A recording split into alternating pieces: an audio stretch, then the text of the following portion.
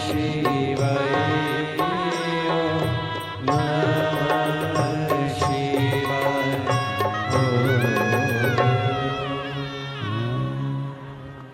नमः शिवाय ओम नमः शिवाय ओम नमः शिवाय।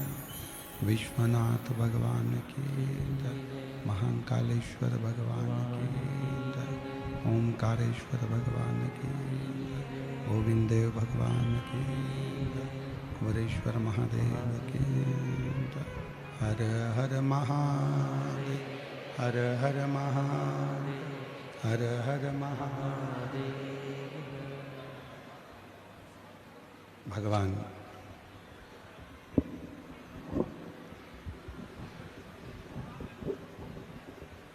देवाधिदेव महादेव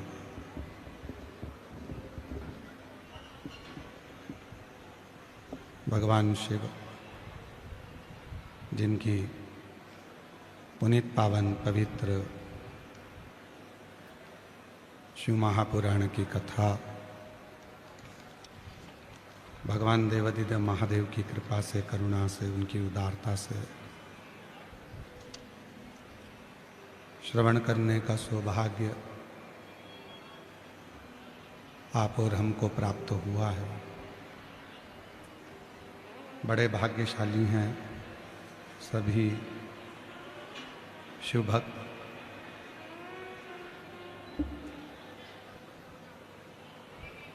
जो इस क्षेत्र के नवरात्रि के अवसर पर भगवान शिव की परम पवित्र शिव महापुराण की कथा को श्रवण कर रहे हैं और अपने जीवन को सार्थक कर रहे हैं। ये पवित्र कथा जयपुर राजस्थान की पवित्र धरा पर आज छठे दिवस में प्रवेश कर रही है। कथा का छठा दिवस शिवरात्रि का दिन माना जाता है और आप सभी को आज कथा की शिवरात्रि की बधाई हो बहुत बहुत। कथा में जयपुर परिवार सेवा ट्रस्ट के तत्वाधान में मुख्य व्यवस्थापक श्री अखिलेश शास्त्री जी, श्री मनोज पांडे जी एवं कार्यक्रम के संरक्षक श्री सत्यनारायण बेरीवाल परिवार, मुख्य यजमान श्री घनश्याम रावत जी, श्री राकेश रावत जी मानपुर वाले, कार्यक्रम के संयोजक श्री जुगल डेरेवाले जी, श्री प्रभु नारायण अग्रवाल जी, सह यजमान श्री नरेंद्र हर्ष परिवार एवं समस्त जयपुर परिवार सेवा ट्रस्ट, उत्सव यजमान मुकेश काका पार्षद जी, मनोज कुलावल जी, दीपक शर्मा गोल्यावाद जी, श्री गणेश शर्मा जी। एक बार सभी के लिए जोरदार ताली बजाकर साधुवाद वंदन, जिन्होंने इस पवित्र पावन शिव महापुराण की कथा को दिव्यता प्रदान करी एवं इस पवित्र कथा के मुख्य यजमान पद ग्रहण करा। मैं बेरीवाल परिवार को और रावत परिवार को बहुत बहुत साधुवाद देता हूँ कि शिव की कृपा से आपने ये पवित्र अवसर प्राप्त किया।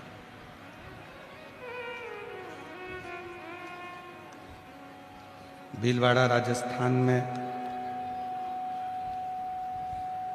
जो कथा 8 अप्रैल से 14 अप्रैल तक है, दोपहर में 2 बजे से 5 बजे तक,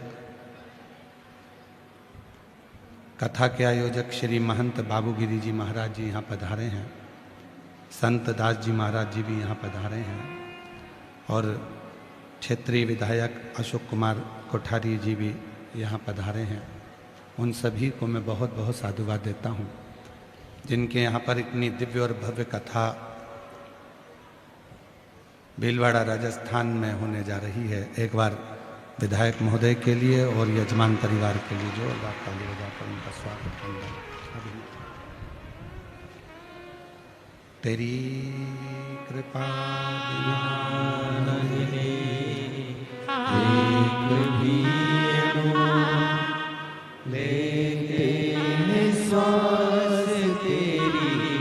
कृपा से भगवान क्या करूं मैं, राखों के ढेर का चकटी भभूत में खजाना का। हे गंगाधार मुक्ति द्वार ओंकार भोले ओंकार तू, आयो शक्तिहारी शंभु तार तू। शिव की कृपा से, भगवान शंकर की करुणा, उनकी उदारता से ये कथा मिली। आज भगवान शिव की परम पवित्र पावनमय अवसर, मानव शरीर को शिव के करीब में कैसे लेकर जाया जाए, और ये मानव शरीर भगवान शंकर की अविरल भक्ति कैसे करे।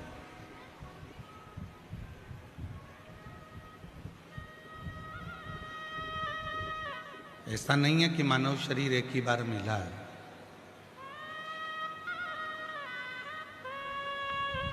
ना जाने कितने कितने जन्म आपके हमारे हो चुके हैं।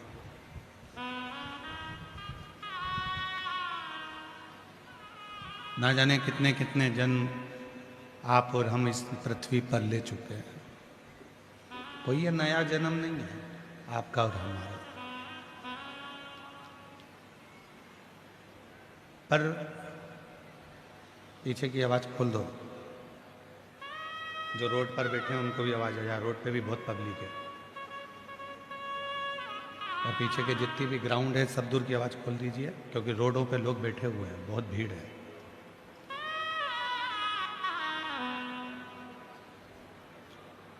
बार बार ये जन्म नहीं होता।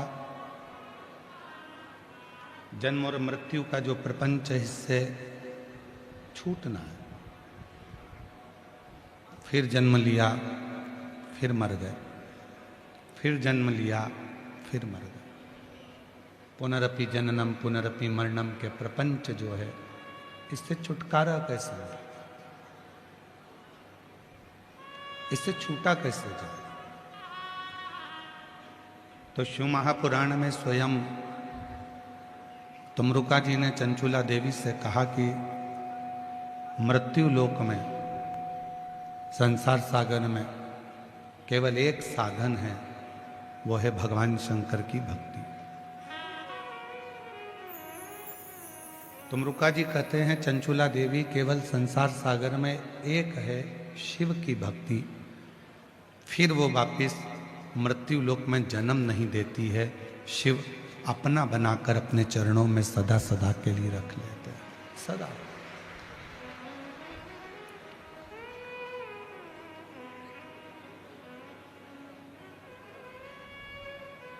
कई लोग कहते हैं शिवजी तीर्थ में है, कोई कहता है 12 ज्योतिर्लिंग में भगवान शंकर विराजमान है, कोई कहता है बद्रीनाथ में नारायण विराजमान है, कोई कहते हैं केदार में शिव बैठे हुए हैं।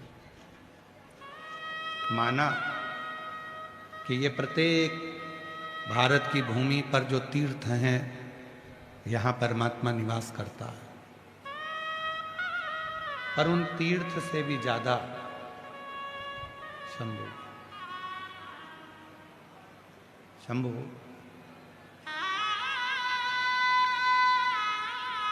पर उन तीर्थ से भी ज्यादा परमात्मा यदि कहीं निवास करता है तो वो आपके दिल में निवास करता है, आपके हृदय में निवास करते हैं।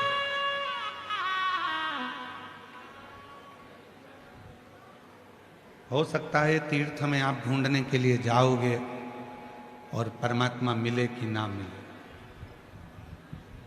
किसी नदी के तट पर परमात्मा को ढूंढने के लिए जाओगे कि वो मिले कि ना मिले। किसी सरोवर के तट पर परमात्मा को ढूंढने के लिए जाओगे कि वो मिले कि ना मिले।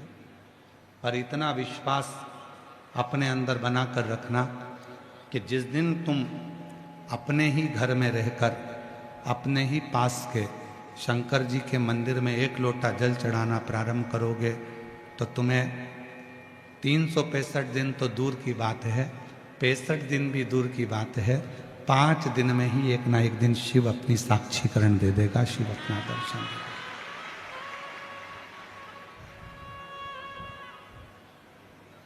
वो असली स्वरूप में मेरा भोले बाबा कभी नहीं आता।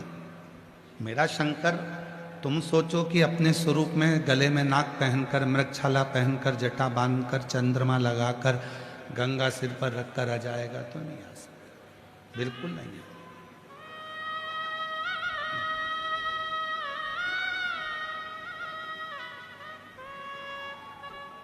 जो कहते हैं कि सिर पर गंगा रखकर भगवान शंकर आएंगे और मुझे दर्शन देंगे, नहीं देगा।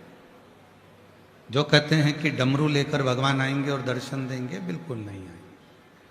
कोई कह दे कि सांप गले में पहनकर भगवान आएंगे और मुझे दर्शन देंगे, नहीं देगा।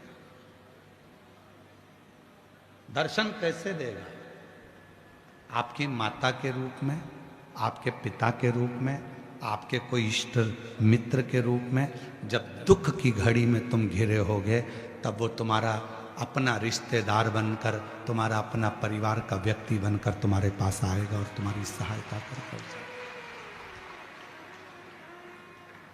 और तुम उसको पहचान नहीं पाओगे, तुम उसको जान नहीं पाओगे।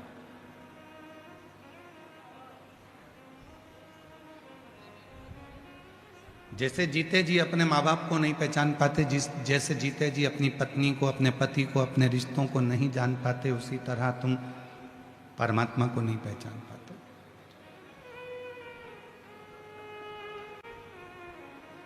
मरने के बाद उसके मुंह में दही पेड़ा खिला रहे हो, मरने के बाद उसके पसंद की गुलाब जामुन बनवा रहे हो, मरने के बाद उसके लिए खीर बनवा रहे हो। अगर वो जिंदा था और उसको जीते जी ही मत गुलाब जामुन खिलाते, मत खीर खिलाते, पर प्रेम से मीठी वाणी बोल देते, तो भी वो आशीर्वाद देकर चला जाता। हमने उस परमात्मा को केवल मूर्ति में ढूंढा, हमने उसको सहजता में ढूंढा नहीं।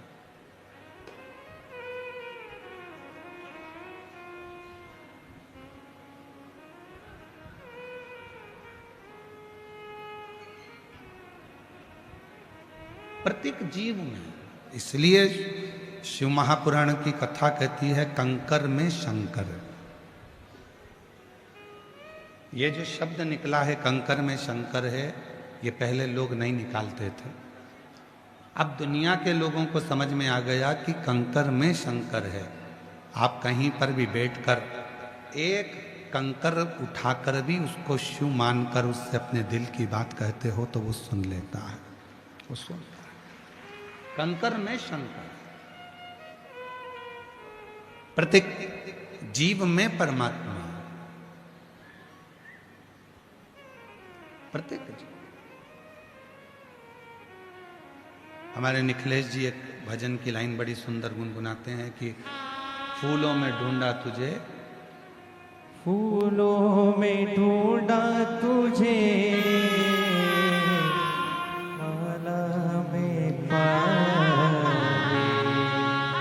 फूलों में ढूंढा तुझे, कलियों में पाया, और फूलों की खुशबू में भोले बाबा का ठिकाना है।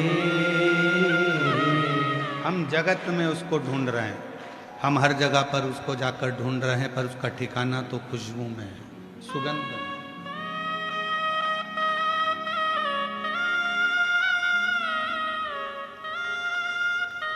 हम उसको ना जाने कहां कहां ढूंढने का प्रयास कर रहे हैं, पर उसका ठिकाना तो शिव महापुराण की कथा के शब्द में।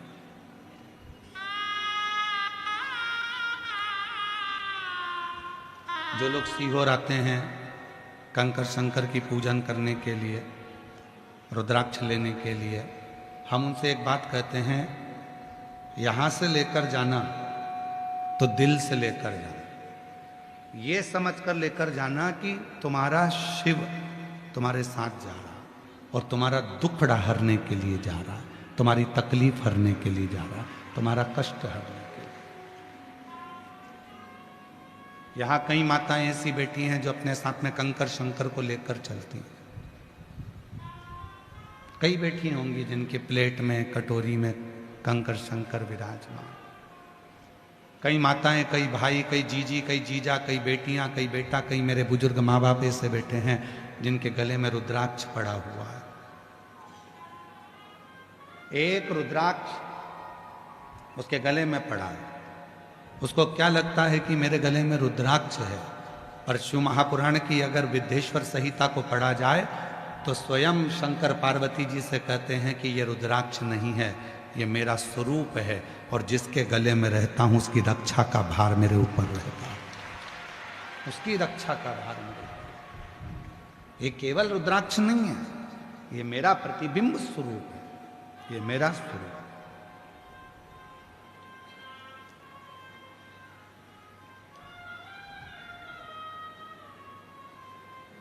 मर गया तो दही पेड़ा खिला रहे हैं, मर गया तो तेरही में लड्डू पेड़ा गुलाब जामुन बनाकर खिला रहे हैं, ठीक नहीं।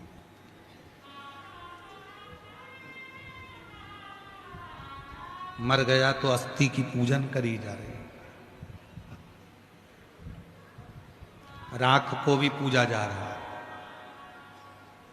पर जिंदा था तो क्यों नहीं पूजा, जीवित था तो सम्मान क्यों नहीं दिया। कभी प्यासे को पानी पिलाया नहीं, फिर अमृत पिलाने से क्या था। कभी गिरते हुए को उठाया नहीं, बाद आंसू बहाने से क्या था। फिर बाद में नेत्रों से नीर बहाओ कि मैंने छोड़ दिया। जैसे जयपुर की इस पवित्र धरा पर शिव महापुराण की कथा चल रही है, आज कथा का छठा दिवस है।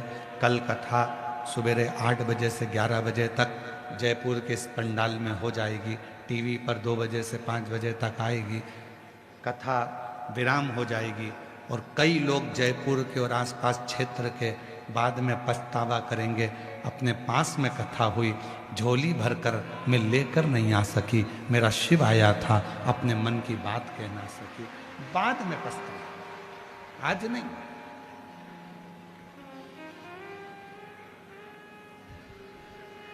अभी तो आप आए हो बाबा से निवेदन करने के लिए, प्रार्थना करने के लिए, विनय करने के लिए, विनती करने के लिए, और उसको अपने दिल की बात कहने के लिए, अपने मन का भाव, अपने मन का विचार करने के लिए।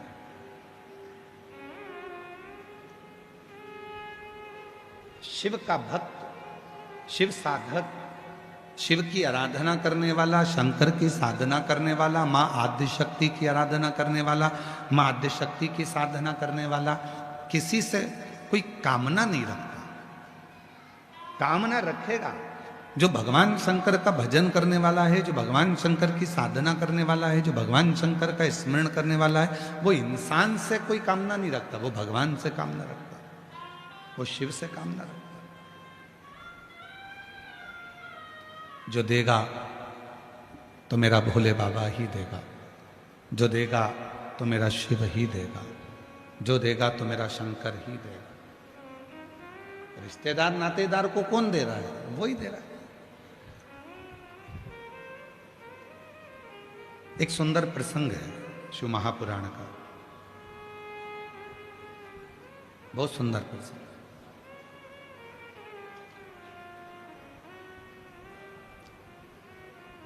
भगवान शिव माता सती को लेकर कुंभज ऋषि के आश्रम में कथा सुनने के लिए गए। कथा श्रवण करने के लिए। कुंभज बाबा के यहाँ जब कथा सुनने के लिए गए और कुंभज ऋषि के यहाँ जब बैठकर कथा श्रवण कर रहे थे तो मां सती के मन में ये भाव उत्पन्न हो रहा था कि मेरे पति विवाह करने के बाद उनको तो मुझे कहीं घुमाने ले जाना था, कहीं भ्रमण करने ले जाना था, पर मेरे पति मुझे विवाह करने के बाद केवल कथा सुनाने के लिए लेकर आए। जो नियम भगवान शंकर ने सतयुग में प्रारंभ करा था वो नियम आज तक संसार में चल रहा है। और मुझे उम्मीद है जो नियम मेरे देवादिदेव महादेव ने सतयुग में प्रारंभ करा था वो आज भी कलयुग में निपटा है, वो भी कलयुग में चलता है, वो भी कलयुग में चल रहा है। और आपके घर पर भी वो नियम चल रहा है। माता सती के साथ शिव जी का विवाह हुआ और माता सती को लेकर शिव जी कथा सुनाने के लिए लेकर गए। आज भी प्रत्येक घर में नियम है, लड़के की शादी होती है, घर में बहू आती है और बहू आने के बाद में उसको सत्यनारायण भगवान की कथा में बिठाया जाता है, कथा सुनवाई जाती है। दोनों बना और बनी को, दोनों दूल्हा दुल्हन को बिठाकर कथा सुनाई। हमारे मध्य प्रदेश में ऐसा नियम है, राजस्थान में है क्या? कथा सुनवाते हैं उनको। जब दोनों दूल्हा दुल्हन आते हैं, घर में शुभ कार्य होता है तो सत्यनारायण जी की कथा, भगवान की कोई कथा, कोई पितरों की पूजन, कोई अनुष्ठान करवाया जाता है जिससे उनको लगे कि हमारे पूर्वजों का ये अनुष्ठान पूजा।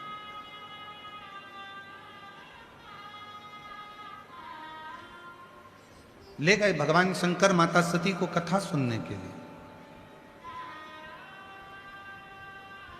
कुंभज बाबा के आश्रम में बैठ गए कथा सुनने के लिए और माता सती के दिल में ये बात आ रही है कि मेरे विवाह के बाद तो मुझे ले जाना था कोई घूमने के लिए, मेरे विवाह के बाद तो मुझे लेकर जाना था कहीं हिल स्टेशन पर घुमाने के लिए, पर विवाह के बाद मुझे मेरे पति लेकर आए हैं कुंभज ऋषि की यहाँ कथा सुनने के लिए, कथा श्रवण करने के लिए। सती ने मन में ये विचार करा कि मेरे पति भी मुझे कहाँ लेकर आए, इससे तो अच्छा है कि मेरे प्राण ही चले जाते, मैं जलकर भस्म ही हो जाती तो अच्छा था। शिव महापुराण की कथा कहती है सती माता ने मन में सोचा कि मेरा शरीर चले जाता, और शिव जी कथा सुनते सुनते क्या विचार कर रहे हैं कि मुझे राम जी का दर्शन हो जाता। कुंभज ऋषि को हंसी आ गई। बाबा कुंभज ऋषि मुस्कुराए, हंसे। भगवान कुंभज ऋषि को बड़ी हंसी आ गई और कुंभज ऋषि जैसे ही मुस्कुराए, जैसे ही हंसे तो शिव जी ने पूछ लिया कि तुम हंस क्यों रहे हो। तो भगवान कुंभज ऋषि ने शंकर भगवान से कहा, मैं जानता हूं कि तुम मुझसे पूछ रहे हो कि मैं हंस क्यों रहा हूं, पर इस लीला को तो तुम भी जानते हो कि मेरे हंसने का कारण क्या है, मैं क्यों हंस रहा हूं इसका कारण तो तुम भी जानते हो। तो शिव जी हंस दिए और भगवान शंकर ने पूछा कुंभज ऋषि से, मैंने सुना है कि कथा सुनते समय जो मन में आता है वो मिलता जरूर है, मैंने जो मांगा क्या वो मुझे मिलेगा?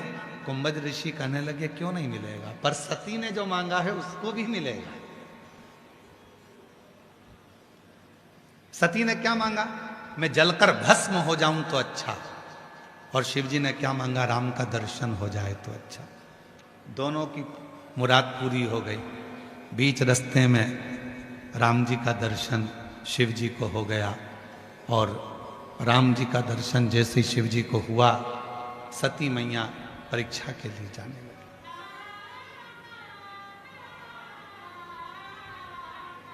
चलो बताओ, परीक्षा लेने के लिए कौन कौन गई थी? सती अकेली गई थी, शिव जी भी गए थे क्या? जम के तो बोलो। नहीं। कौन गई? केवल अकेली सती परीक्षा लेने के लिए गई राम जी की। रो रहे थे, नेत्रों से नीर बह रहा था, आंख से आंसू बह रहा था। तो सती ने कहा, तुम इनको प्रणाम कर रहे हो, साधारण मनुष्य? शिव जी कहने लगे, ये साधारण मनुष्य नहीं, ये मेरे राम हैं जो मेरे दिल में बसते, हृदय में बसते।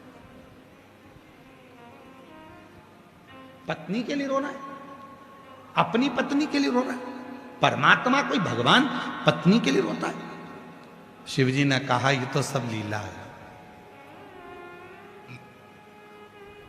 तुम्हारे मन में अगर थोड़ी सी भी खेद है तो परीक्षा लेकर आ जाओ। सती जी परीक्षा लेने चले।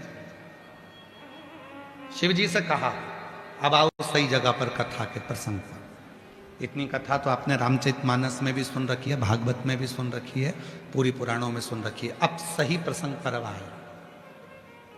सती कह रही है कथा सुनने अपन दोनों साथ आए, भ्रमण करने अपन दोनों साथ आए, कथा दोनों ने साथ सुनी, भोजन दोनों साथ करते हैं, घूमने दोनों साथ जाते हैं, तो परीक्षा लेने में अकेली क्यों जाऊं? तुम भी मेरे साथ चलो। मैं अकेली परीक्षा क्यों लूं? शिव जी कहने लगे देखिए फालतू काम में मैं नहीं जाता। शंकर जी बोले ये परीक्षा लेने के लिए मैं नहीं जाऊंगा। परीक्षा तुझे लेना है तू जा, संशय तेरे मन में है तू जा, मैं नहीं जाऊंगा, ये मेरे काम की चीज नहीं।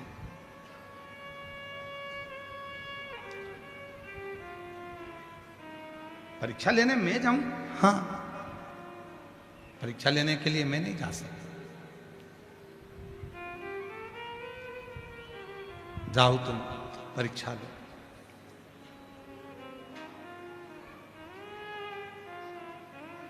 शिव जी से सती माता ने कहा कि ऐसा नहीं हो सकता, मैं तुम्हारे बिना परीक्षा लेने नहीं जाऊंगी।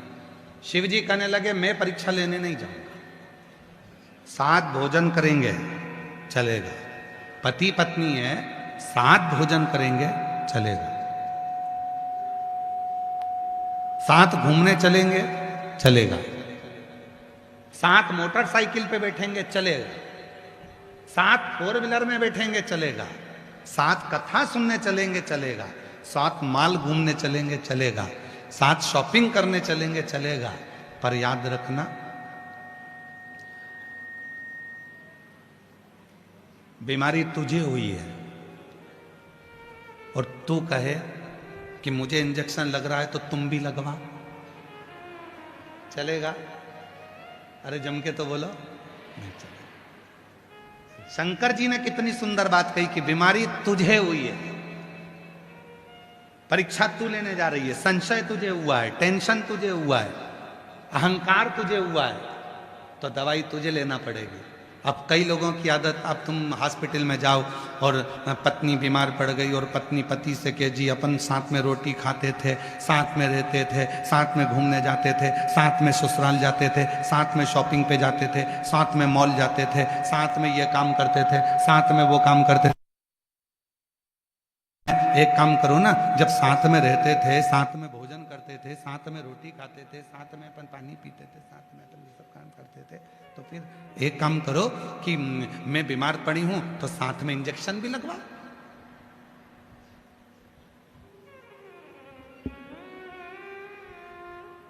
दवाई भी साथ में लो।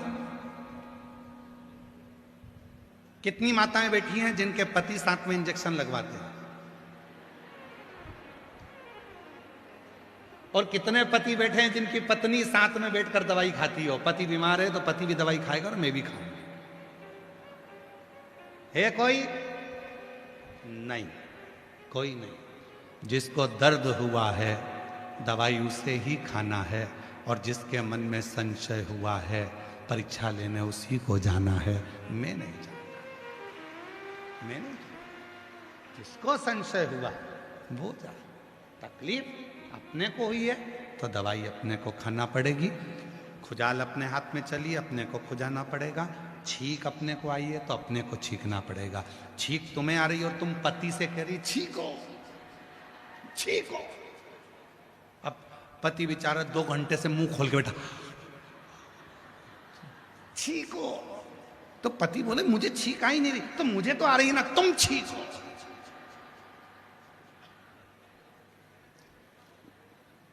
मैं तुम्हें इतना प्रेम करती हूं, इतनी चाहती हूं, और तुम मेरे लिए इतना सा नहीं कर सकते।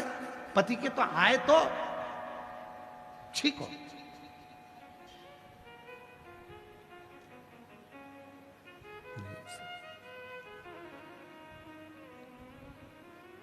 दर्द अपने को है तो दवा अपने को खाना है, कष्ट अपने को है, दुख अपने को है, तो एक लोटा जल चढ़ाने अपने को ही मंदिर जाना है, कोई दूसरा नहीं, कोई दूसरा।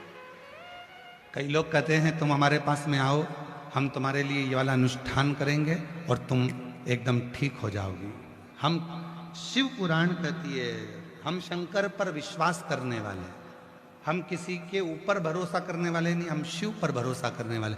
कोई कहता है मैं तेरे लिए ये वाला अनुष्ठान करूंगा, मैं तेरे लिए ये पाठ करूंगा, मैं तेरे लिए ये उपाय करूंगा, मैं तेरे लिए ये अनुष्ठान करूंगा, मैं तेरे लिए ये करूंगा, मैं तेरे लिए वो करूंगा। शिव महापुराण की कथा कहती है तुम्हारे मरने के बाद अगर तुम्हारे बेटे सैया दान कर रहे हैं तो ये मत सोचना कि तुम्हें मिली है। तुम्हारे मरने के बाद तुम्हारे बेटे अन्न का दान कर रहे हैं, यह मत सोचना कि तुम्हें मिला है। तुम्हारे मरने के बाद तुम्हारे बेटे अगर गीता का पाठ कर रहे हैं तो यह मत सोचना कि तुम्हें मिला है। तुमने जो जीते जी दान करा, तुमने जो जीते जी कथा सुनी, तुमने जो गीता जी का पाठ किया, तुमने जीते जी जो भजन किया, बस वो ही तुम्हारे साथ जाना है। मरने के बाद तो एक क्रम है जो निभाना, अपने जीते जी जो तुमने कर लिया।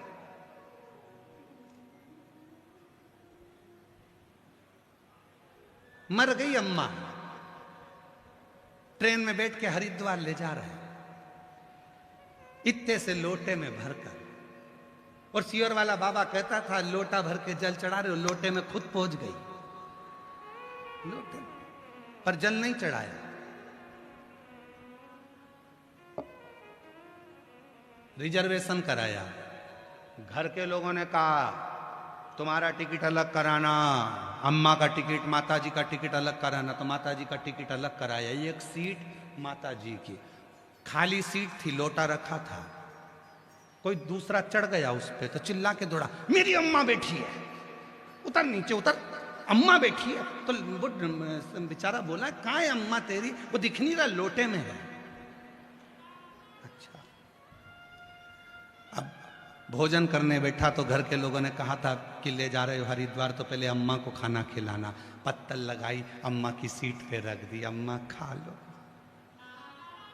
अब अम्मा कोई जिंद थोड़ी ना है कि लोटे में से निकल के ही करके खाए, खा लो लोटे में। पत्तल, चाय पी रहा था तो पहले अम्मा को पिलाना, चाय रख दी, अम्मा चाय।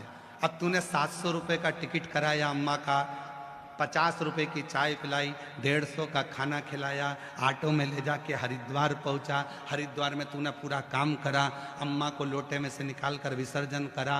यदि तूने 1000-1200 रुपए अम्मा के मरने के बाद खर्च करा और फिर गंगा जी में अस्थियां डाली, तो गंगा मैया भी बोली कि जीते जी कभी नहीं आई और मरने के बाद आई तो तेरे को तो नहीं तारूंगी, साइड में नल्ले में निकालूंगी। मेरी जल की धारा चलती है, मैं तुझे एक नल्ले में निकाल दूंगी, उधर साइड में टिका दूंगी तुझको, क्योंकि तू कभी जीते जी नहीं आई। और अगर बच्चे जीते जी जो भगवान शंकर पर विश्वास करते थे और तुमने अपना भरोसा पक्का रखा, तो जो तुमने 2000-1500 खर्च करे, अगर वो जीते जी तुम अपनी माता को हरिद्वार ले जाते, जीते जी स्नान कराते, जीते जी भोजन कराते, जीते जी चाय पिलाते, तो वो माँ जब आशीर्वाद देती तो कहती अब मुझे मरने के बाद जाने की जरूरत नहीं, मेरा बेटा मुझे जीते जी लेकर आ गया।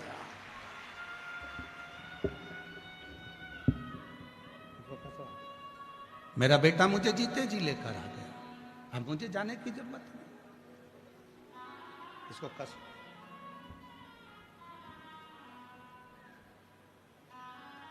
मेरा बेटा लेकर। और कभी प्यासे को पानी पिलाया नहीं, बाद अमृत पिलाने से क्या फायदा।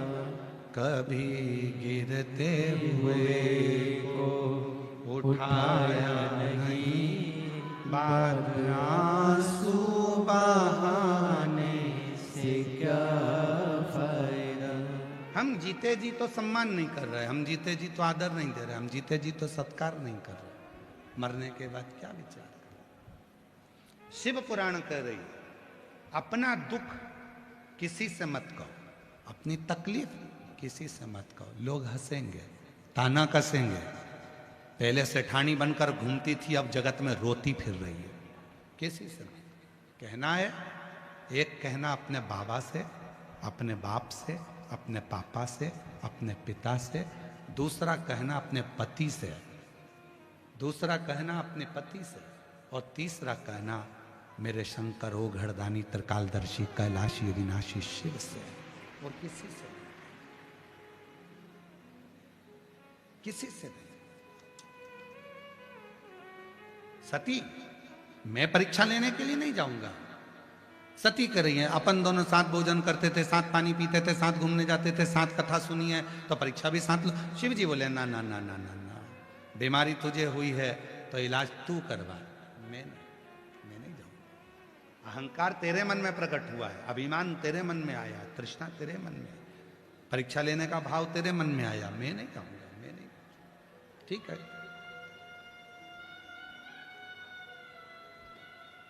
शिव दुनिया की दृष्टि में लोगों को लगता है शंकर जी एकदम एक लोटा जल सारी समस्या का। शिव इतने सरल। महाराज, जो व्यक्ति जितना ऊंचाइयों पर बैठता है ना, उसको उतना गंभीर होना पड़ता है।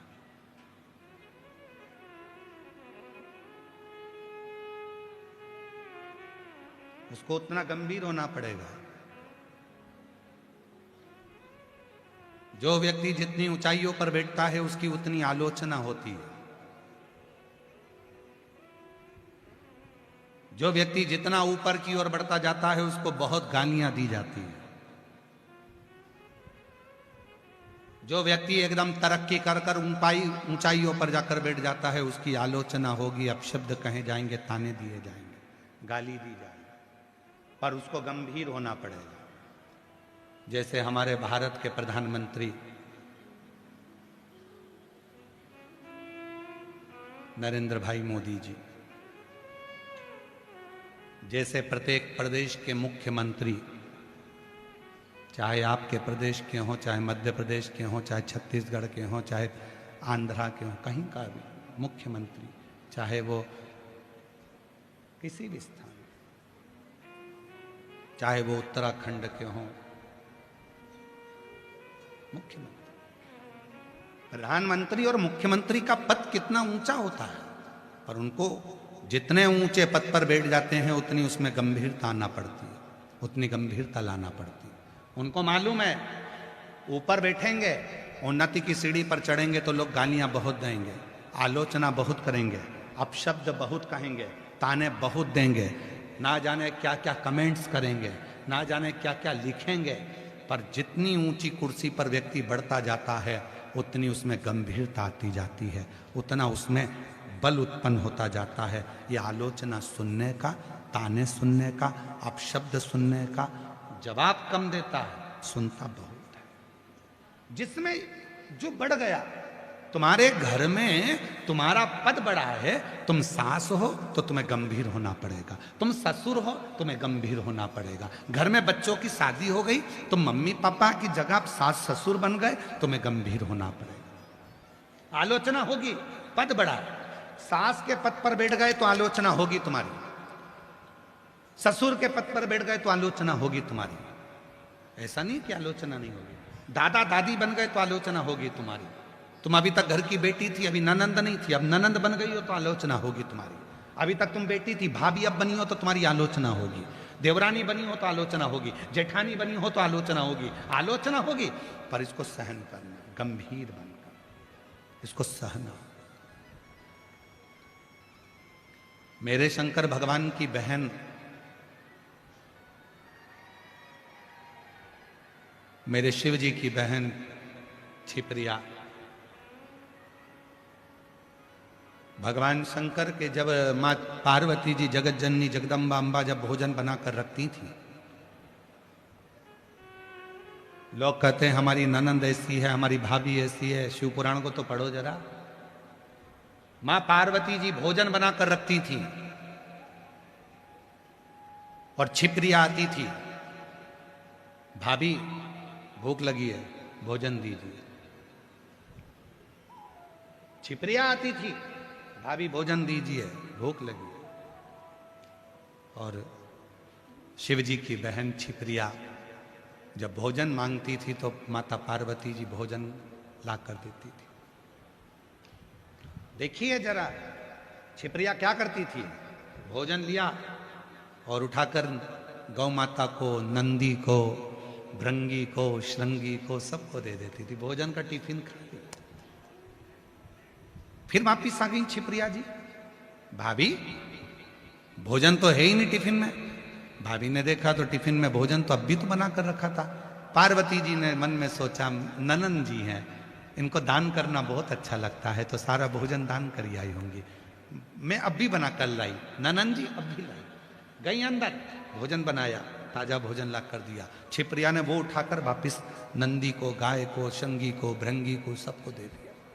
भाभी भोजन एक दिन में मां पार्वती माता को दिन भर में 1000 बार भोजन बनाना पड़ता था और 1000 बार माता पार्वती के चेहरे पर मुस्कुराहट होती थी।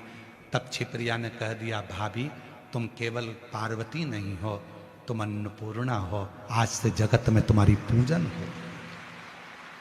एक ननंद ने भाभी की पूजन करा दी, आज से तुम अन्नपूर्णा हो, सारे जगत में अन्नपूर्णा की पूजन होगी। और सुनो भाभी, जैसे तुम मुझको अन्न का दान देती हो, एक दिन ऐसा आएगा मेरे भाई शिव तुम्हारे दरवाजे पर भिक्षा मांगने के लिए आएंगे। और अन्नपूर्णे सदा पूर्णे शंकर प्राण वल्लभे, स्वयं शिव, स्वयं शंकर, स्वयं ओघड़दानी मां अन्नपूर्णा के दरवाजे पर जाकर भिक्षा मांग लेते। स्वयं शिव, स्वयं शंकर, स्वयं त्रिकालदर्शी, कैलाशी अविनाशी।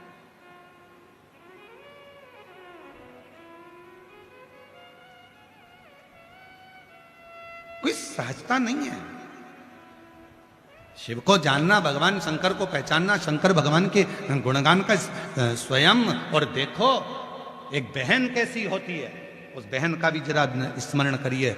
शिव जी की बहन, जब दूषण नाम के राक्षस ने आक्रमण करा, और दूषण नाम के राक्षस ने आक्रमण करा और पूरा ब्राह्मणों के बच्चों को पकड़कर निचोड़कर खून पीने लगा, वो दूषण नाम का असुर।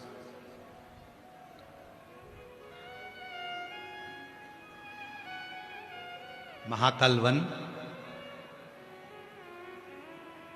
2 वन है, 2 वन का स्मरण, 2 वन का स्मरण करिए। देखिए एक निवेदन करें, अगर आप लोग स्वीकार करें तो बोलो। आज कथा का 6ठा दिन है, शिवरात्रि का दिन है। आज की कथा आरती तक निवेदन है कि ना तो आप लोग उठें ना खड़े हों, और जो बोतल बांटने वाले हैं पानी का, उनसे निवेदन है, धूप में बहुत लोग बैठे हैं, अंदर वालों की जगह बाहर वालों को पानी पिलाइए। जो लोग धूप में बैठे हैं अपने बच्चों को।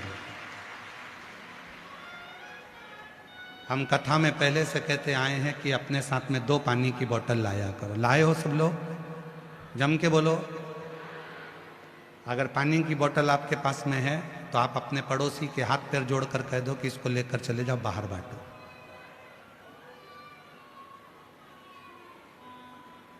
तीन घंटे की कथा में आप इतना पानी भी नहीं पियोगे, क्योंकि पानी पियोगे तो आपको बाहर जाना पड़ेगा।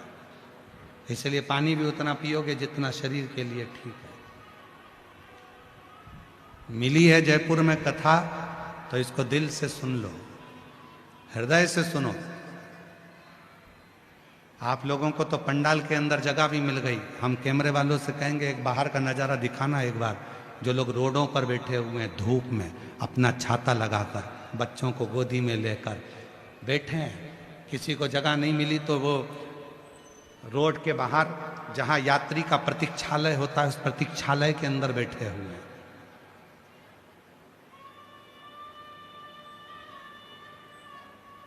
जगह नहीं है। पूरे पंडाल जितने भी लगे, 7, 8, 9 जितने पंडाल लगे, और उसके अलावा मैं यहाँ की जयपुर नगर की प्रशासन को, यहाँ की सरकार को और यहाँ के कलेक्टर महोदय, यहाँ के आईजी, डीआईजी, कमिश्नर, एसपी को भी धन्यवाद दूंगा, यहाँ के एसडीएम को धन्यवाद दूंगा। उनने समिति से कहकर रात को 4 गुना पंडाल और बढ़वा दिया कि भक्त आराम से बैठ सके,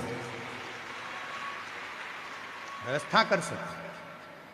पर हम जानते हैं कि कथा 2 दिन, कथा के जो शिवरात्रि है और समापन है उस पर भक्त रात भर विश्राम करते हैं, उसके लिए आते हैं।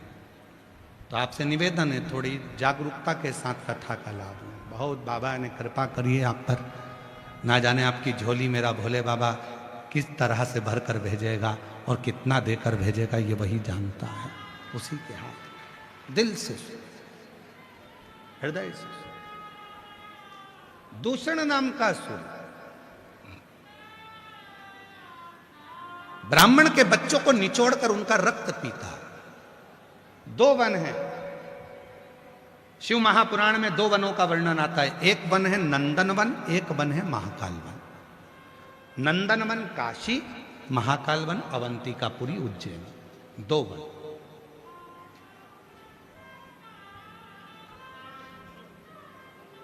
और दोनों वनों की विचित्रता है। काशी भगवान शंकर का घर, अवंतिकापुरी पूरी सृष्टि के राजा, महाकाल राजा, पूरी सृष्टि के राजा महाकाल। महाकाल वन में दूषण नाम के राक्षस ने आक्रमण करा और पूरा पृथ्वी को हिलाना प्रारंभ करा। ब्राह्मण के बच्चे मिलते थे, उनको निचोड़कर रक्त पी जाता था, खून पीता था, और ब्राह्मणों के बच्चों को निचोड़कर खून पीकर फेंक देता। हाहाकार मच गई पूरे पृथ्वी पर, सबने पुकारा दूषण कहाँ है? तो कहा भी तो महाकाल वन में रह रहा है। महाकाल वन में? हाँ। शिव की आराधना करो, साधना करो। जब जीवन में थोड़ा सा कष्ट आता है, तकलीफ आती है, दुख आता है, किसी का एक्सीडेंट हो जाता है, किसी को तकलीफ हो जाती है, तो कहा जाता है कि महामृत्युंजय का पाठ करो, महामृत्युंजय का अनुष्ठान करो, शिव संभाले। कष्ट आया है, शिव की साधना करो। कष्ट आया है, शंकर का भजन करो,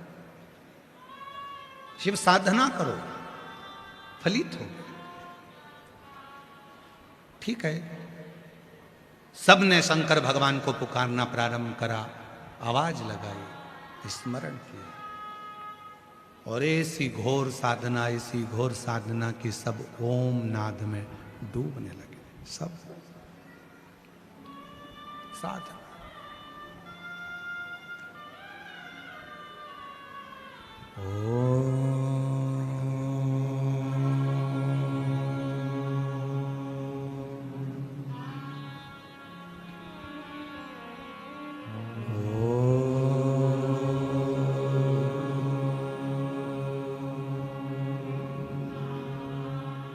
पूरा महाकाल वन, पूरी पृथ्वी ओम के नाद में डूबने लगी। सबने साधना करी, सबने पुकारा।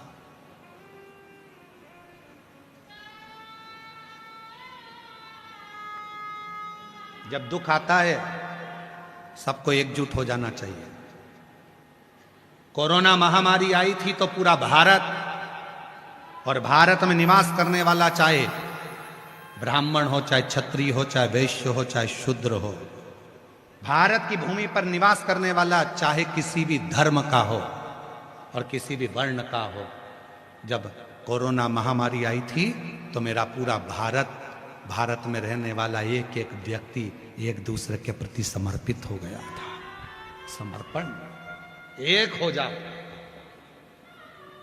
और यही राष्ट्र में होना चाहिए। भारत पर अगर तकलीफ आए, भारत में अगर दुख तकलीफ कोई भी अगर आती है, तो हम सबको, हमें ये नहीं सोचना है कि ब्राह्मण है कि क्षत्रिय है कि वैश्य है कि शूद्र है, ये कौन वर्ण का है कौन धर्म का है, हमें ये भी नहीं सोचना। हमें तो एक होकर उस दुख का सामना करना है, एक उस दुख से निपटना है।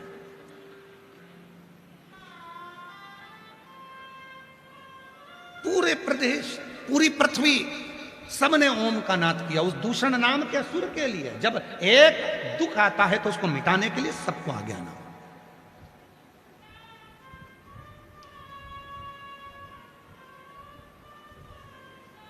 उस ओम का शब्द का नाद दुख को दूर करता है। आप भी हमारे साथ में 5 बार ओम का नाद करेंगे, ध्यान केंद्रित करेंगे, नेत्र बंद रहेंगे और एकदम लंबी सांस खींचते हुए प्रेम से आप खुद महसूस करेंगे उस ओम के नाद में कि मेरे पास मेरा बाबा ऐसा लग रहा है पास में खड़ा हुआ है। सब उच्चारण करेंगे साथ में।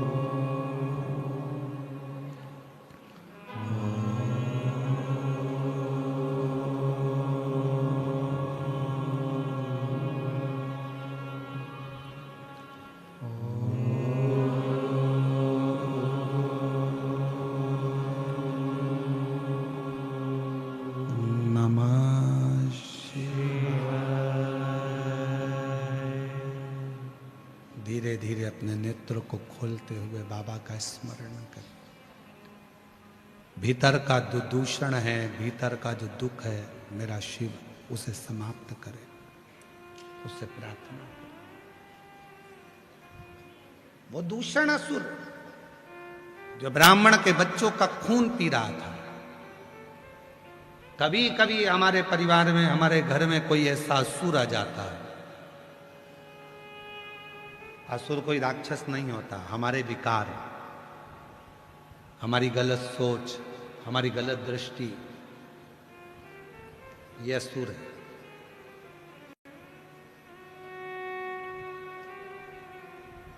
बेटी को खूब पढ़ाना है, बेटी को खूब पढ़ाना है, बेटी को खूब पढ़ाना है,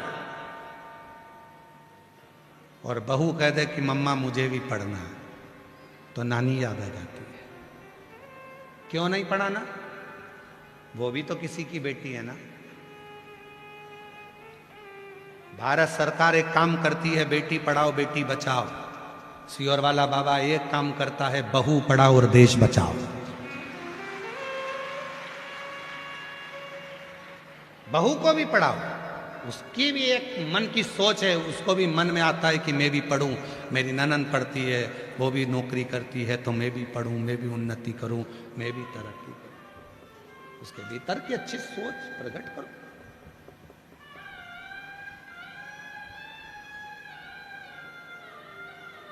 दूषण को मारने के लिए पूरी पृथ्वी पर उच्चारण प्रारंभ हुआ, ओम का नाद किया, सबने सत्कार स्वीकार किया। तब शिव जी के पास खबर गई कि वो दूषण को मारना, पर दूषण को तो एक वर है, जहां वो मरेगा और उसका रक्त गिरा और वहां उसका दूसरा दूषण उत्पन्न होता है।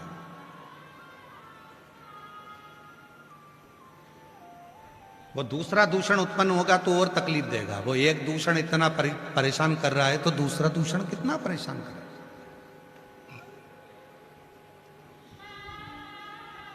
तो निवेदन है, इसको मारो, पर मारू कैसे? एक दूषण असुर इतना कष्ट दे रहा है तो दूसरा दूषण असुर कितना कष्ट देगा। जितनी रक्त गिरेगी उतना दूषण असुर उत्पन्न होता चले जाएगा, उतना परेशान करेगा। तब भगवान शंकर ने देवताओं से कहा कि तुम मेरी बहन क्षिप्रिया के पास जाओ, उसके जैसा दुनिया में कोई नहीं है। वो अपना स्त्री का स्वरूप छोड़ देगी, जल के रूप में हो जाएगी और जल बनकर जहां दूषण का रक्त गिरेगा वो जल बनकर उस जल से दूषण के रक्त को पानी में बदल देगी और फिर दूषण उत्पन्न नहीं होगा। फिर दूषण उत्पन्न नहीं होगा। देवताओं ने जाकर क्षिप्रिया से निवेदन करा, हे क्षिप्रिया, आप गणेश जी की बुआ हो, कार्तिकेय की बुआ हो, आप माँ जगत जननी जगदम्बा की ननंद हो, आप शिव की बहन हो, कृपा करो। क्या कृपा? जब भगवान शंकर दूषण नाम के असुर को मारे, दूषण का रक्त नीचे नहीं गिरना चाहिए, उसको पानी से धो देना। छिपरिया ने कह दिया ठीक है, मैं आऊं, जल बनकर आऊंगी। शिव जी से कह दो जाओ दूषण नाम के असुर को मारे। शंकर भगवान चले गए दूषण नाम के असुर को मारने के लिए।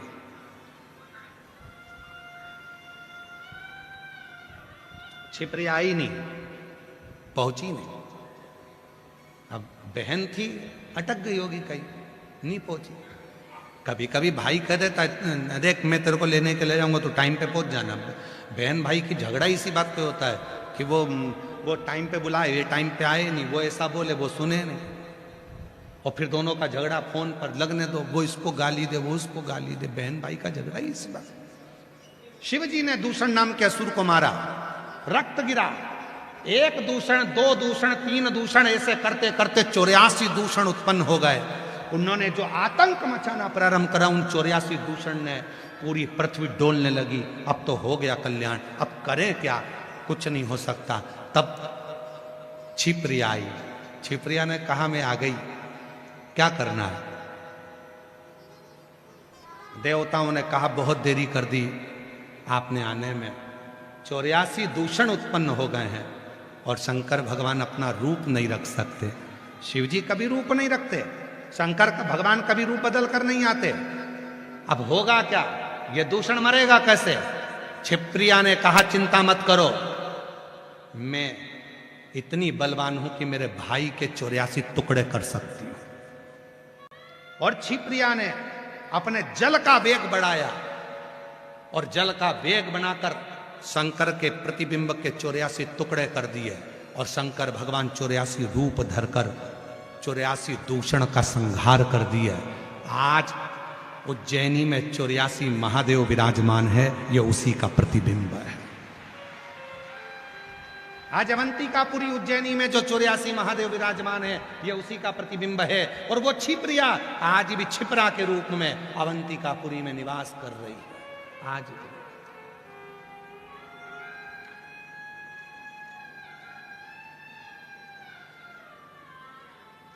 इसलिए भारत की भूमि की सबसे बड़ी राखी, भारत की भूमि की सबसे बड़ी राखी अगर कहीं बनती है तो वो देव अधिदेव महादेव महाकाल राजा को बनती है, छिपरिया की। भारत की भूमि की सबसे बड़ी राखी रक्षाबंधन पर अगर कहीं बनती है तो महाकाल राजा को बनती है, मेरे महाकालेश्वर बाबा को बनती है। एक बहन और भाई का जो संबंध होता है वो शिव पुराण निभाने का करती है। वो संबंध कोई साधारण नहीं है। ये शंकर भगवान को समझने के लिए पूरी जिंदगी निकल जाएगी लोगों की, पूरा वो समझ नहीं पाते।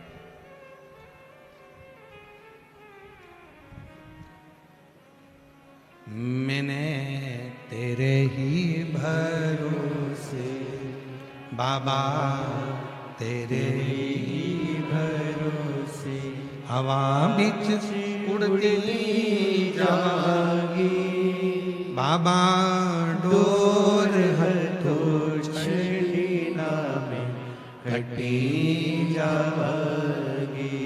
भोले मैं तेरी पतंग, शंभू मैं तेरी पतंग। तो शिव महापुराण की कथा कर रही है। जितने ऊंचे पद पर मेरे देव अधिदेव महादेव बैठे हैं, भगवान शंकर देव नहीं है, महादेव हैं। देवों में भी देव महादेव है, ऊंचे पद पर बैठे हैं, इसलिए वो गंभीर हैं, इसलिए वो सहते हैं दुनिया की आलोचना, दुनिया की गालियां, दुनिया के ताने, दुनिया के अपशब्द। तुम जब ऊंचाइयों पर बैठो तो तुम सहन करना सीख लो।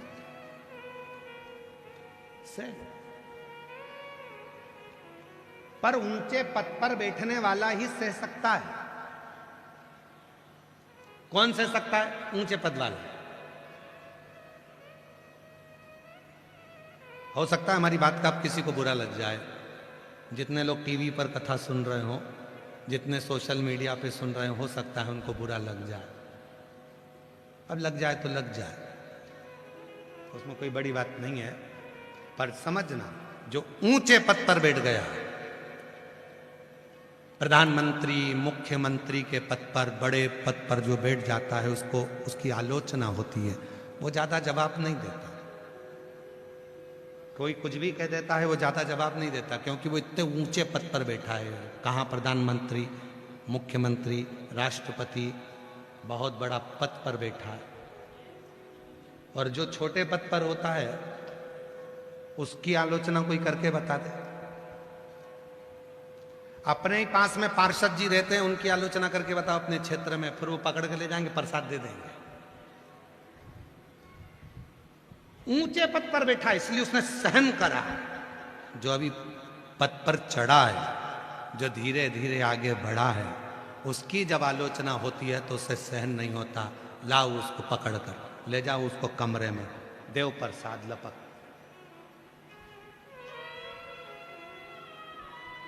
गंभीरता नहीं है, गंभीर। और हुआ, दक्ष प्रजापति ने भगवान शंकर को कितने अपशब्द कहे। हे शिव, मेरी बेटी सती का विवाह तेरे साथ में करा है, मैं तुझे श्राप देता हूं कि तू शमशान में निवास करेगा। शंकर भगवान खुश हो गए, मेरे ससुर जैसा दुनिया में किसी का ससुर नहीं होगा। प्लाट भी दिलाया तो ऐसी जगह दिलाया जहां कोई कब्जा ही नहीं करेगा। मेरे ससुर जैसा दुनिया में कौन ससुर होगा। मेरे ससुर ने कहा, शिव मैं तुझे श्राप देता हूं, तू शमशान में निवास करेगा। शंकर भगवान ने सोचा, इतनी जोरदार जगह, इतनी सुंदर जगह, इतनी अच्छी जगह, इससे बढ़कर और क्या होगा, जहां कोई कब्जा ही नहीं करने वाला, जहां कोई विवाद करने ही नहीं आएगा, शांति से रहेंगे। और जहां दक्ष प्रजापति ने शंकर भगवान को श्राप दिया था शमशान में निवास करेंगे, शिव शमशान में रहते हैं। और शमशान कोई साधारण जगह नहीं है। पैसे वाला करोड़पति भी मरता है तो बांस पर, बांबू पर, सफेद कपड़े में, लाल कपड़े में जाता है। और गरीब भी मरता है तो बांस पर, सफेद कपड़े में, लाल कपड़े में जाता है। कोई करोड़पति, मुझे तो नहीं लगता कि जयपुर में कोई करोड़पति मरा हो, या बहुत बड़ा कोई राजा महाराजा, कोई बहुत बड़ा पद वाला मरा हो तो उसको डनलप के गद्दे पर ले गए हो। बोलो बोलो, लेकर गए क्या? पैसे वाला मरा तो भी बांस पर गया, गरीब मरा तो भी बांस पर गया, पैसे वाला मरा तो भी सफेद कपड़े में गया, और गरीब मरा तो भी सफेद कपड़े में गया। वहां जाने के लिए ऊंची और नीची बात नहीं, वहां तो सबकी शान सम है, इसलिए उसका नाम शमशान है। वहां सबकी शान सम है, अमीर भी है तो लेवल का, गरीब भी है तो लेवल का। शंकर के दरवाजे पर जो आता है उस सब बराबर शान का है, इसलिए उसका नाम शमशान है। सबकी शान बराबर है, कोई बड़ा नहीं, कोई छोटा, कोई बड़ा। आए हो, श्राप दिया दक्ष प्रजापति ने शिव जी को। शंकर भगवान कुछ नहीं बोले, क्योंकि पद ऊंचा है। जो ऊंचे पद पर बैठता है वो जवाब नहीं देता, इंतजार करता है, रुको समय आएगा जवाब दिया जाएगा, अभी जरा शांति रखो, टाइम आन दो, जरा इंतजार करो, चुप रहो, बैठे रहो। गंभीरता चाहिए बड़े वाले में, और शंकर जी गंभीर रहते हैं, मौन रहते हैं। और वही हुआ। थोड़े समय के बाद दक्ष प्रजापति ने जब एक अनुष्ठान रखा और उस अनुष्ठान में इंद्र को कुछ कह दिया तो इंद्र तो लड़ने बैठ गया। क्यों? क्योंकि बड़े में गंभीरता होती है, छोटे में नहीं। शिव चुप रह गए श्राप मिलने के बाद भी, पर इंद्र चुप नहीं रह पाए कुछ कहने को। इंद्र नहीं रहा। जवाब का इंतजार करो, समय का इंतजार करो, समय आएगा तो जवाब दिया जाएगा। कई लोग कहते हैं, क्यों तू मंदिर जाती है, तू भगवान को जल चढ़ाती है, तू पूजन करती है, तू भगवान का स्मरण करती है, तू भगवान की भक्ति करती है, इसके बाद भी तेरे पास में इतना दुख है, तेरे को इतना तकलीफ है। महाराज,